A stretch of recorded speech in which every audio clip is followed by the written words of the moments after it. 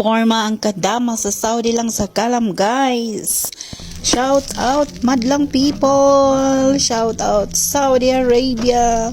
For today's video, guys, pupunta ako sa Bicala or Supermarket Filipino diri sa Saudi.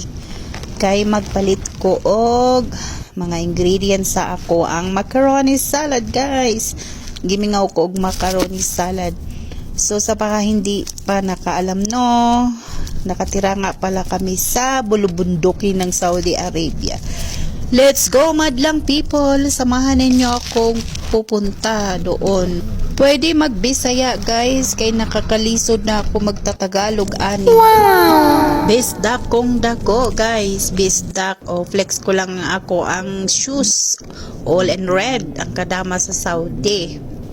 Nasa city na nga pala ako, guys. So, piniflex ko lang yung mga dinadaanan ko papuntang Bicala Supermarket.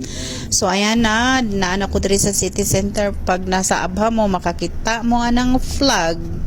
Nana mo sa city center ng Abha, Saudi Arabia. So, ayan na, guys. Nandito na kami sa Supermarket Filipino. So, ayan na yung may point. Yan, yung green, ang supermarket. Nana ko diri sa sulod sa supermarket, guys. Kuha pugog tarak-tarak na green.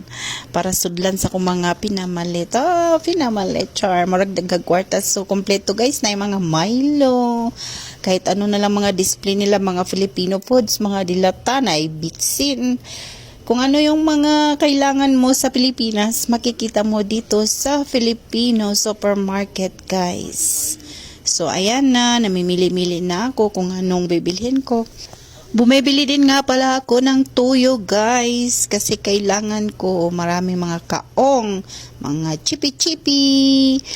O, ayan, may mga Doritos. O, ayan na. All in one. Red ang kadama ninyo sa Saudi.